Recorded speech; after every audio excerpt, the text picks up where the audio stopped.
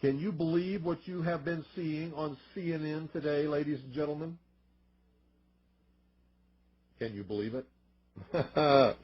Supposedly, a CNN reporter found Osama bin Laden, took a television camera crew with him, went into Osama bin Laden's hideout, interviewed him and his top leadership, his top lieutenants and colonels and generals in their hideout.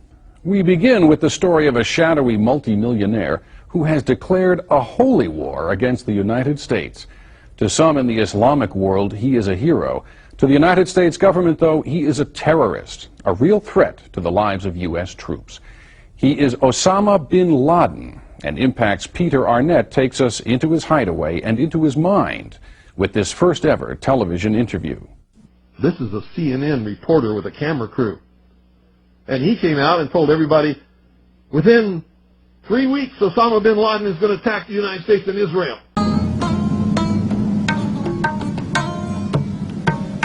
Amidst these remote mountains of Afghanistan are the various hiding places of one of the world's most wanted men, Osama bin Laden. We declared a jihad, a holy war, against the United States government because it is unjust, criminal, and tyrannical. Now, don't you think that's kind of strange, folks? You see, because the largest intelligence apparatus in the world, with the biggest budget in the history of the world, has been looking for Osama bin Laden for years and years and years, and can't find him. The FBI also, under the leadership of Louis Freeh, has been looking for Osama bin Laden for years and years and years and years and years and many years, and can't find him. Some doofus, jerk-off reporter with a camera crew waltzes right into his hideout and interviews him. A year ago, bin Laden took refuge here in Afghanistan. Afghanistan is perhaps the only country in the world that will accept him. Our quest to meet bin Laden begins in Peshawar, Pakistan, and then across the Khyber Pass to Jalalabad, Afghanistan, where we wait for several days. Finally, bin Laden's media advisor arrives. We are allowed to take our lights and sound equipment, but not our camera.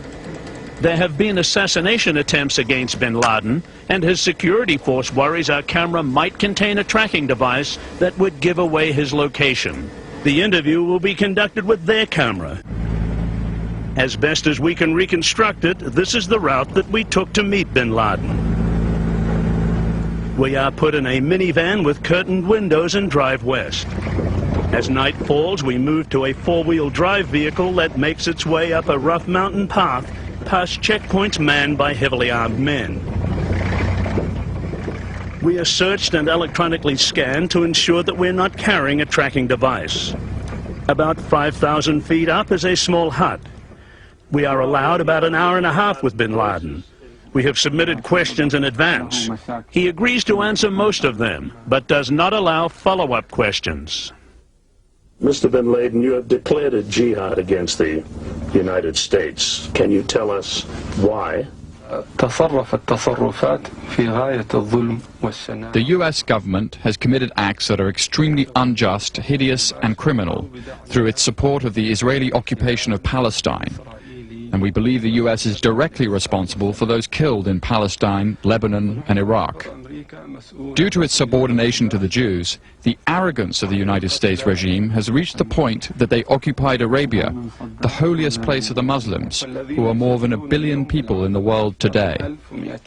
For this and other acts of aggression and injustice, we have declared jihad against the U.S. Is the jihad directed against the U.S. government or United States troops in Arabia? What about U.S. civilians in Arabia or the people of the United States? We have focused our declaration of jihad on striking at the U.S. soldiers inside Arabia, the country of the two holy places, Mecca and Medina. In our religion, it is not permissible for any non-Muslim to stay in Arabia. Therefore, even though American civilians are not targeted in our plan, they must leave. We do not guarantee their safety. Now, that tells us two things. Either everyone in the intelligence community and all of the intelligence agencies of the United States government are blithering idiots and incompetent fools, including the entire apparatus of the FBI and all of their personnel, or they're lying to us. They're not looking for him at all. And the second is the truth. You see, the CIA created Osama bin Laden. They recruited him. They trained him. They found his leadership. They brought them all together. They showed them how to fight the Soviet Union in Afghanistan, and when that was over,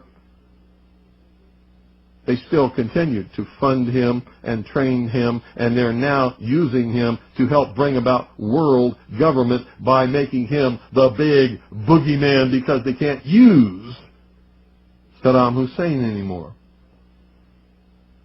Did you ever hear of Osama bin Laden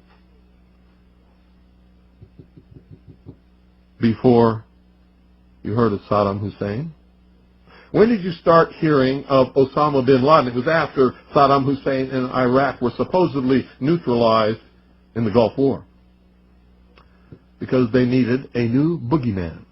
But they're not looking for Osama bin Laden, because I'm telling you right now, if I were the head of the Central Intelligence Agency, within 2 weeks I would have him dead or in custody without fail. Without fail.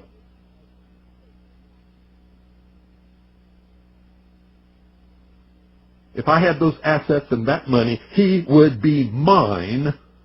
I would own his terrorist ass within 2 weeks without fail.